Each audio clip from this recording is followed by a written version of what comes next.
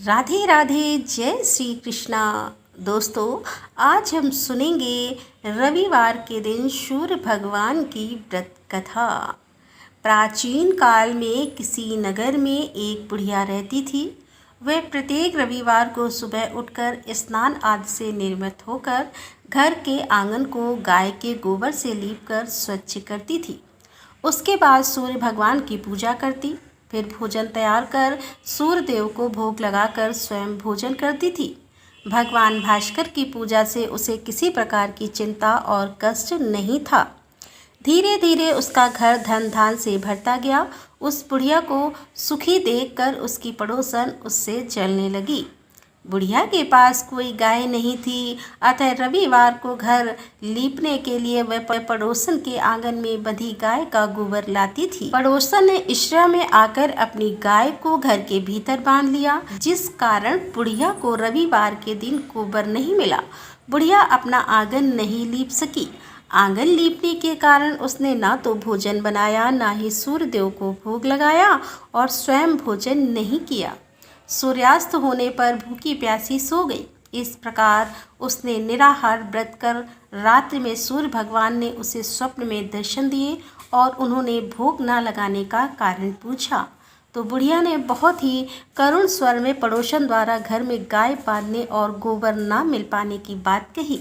सूर्य देव ने अपने भक्तों की परेशानी का कारण जानकर उनकी परेशानियां दूर करते हुए कहा, माता, मैं आपके भक्त से प्रसन्न हूँ। मेरा व्रत करने और कथा सुनने से निर्धन को धन और बाजिन स्त्रियों को पुत्र की प्राप्ति होती है। इसीलिए मैं आपको एक ऐसी गाय देता हूँ जो सभी इच्छाएं पूर्ण करती है। स्वप्न में उस बुढ़िया को ऐसा वरदान देकर भगवान सूर्य अंतर्ध्यान हो गए। प्रातःकाल सूर्योदय से पूर्व उस बुढ़िया की आंख खुली तो अपने घर के आंगन में एक सुंदर गाय को देखकर वह हैरान हो गई।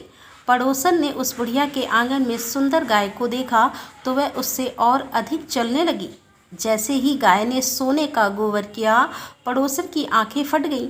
पड़ोसन ने उस बुढ़िया को आसपास ना पाकर तुरंत उस गोबर को उठाया और अपने घर ले गई तथा अपनी गाय का गोबर वहां रखाई। बुढ़िया को सोने के गोबर के बारे में पता ही नहीं चला। बुढ़िया पहले की तरह भगवान सूर्यदेव का व्रत करती रही और कथा सुनती रही। पड़ोसन की चालाकी देखकर एक दिन सूर्य भगवान ने तेज आंधी चलाई, जिसके कारण बुढ़िया ने गाय को घर के भीतर बांध लिया। सुबह उठकर बुढ़िया ने गाय का गोबर देखा तो उसे बहुत आश्चर्य हुआ। उस दिन के बाद बुढ़िया गाय को घर के भीतर बांधने लगी। सोने के गोबर से बुढ़िया कुछ दिनों में धनवान हो गई।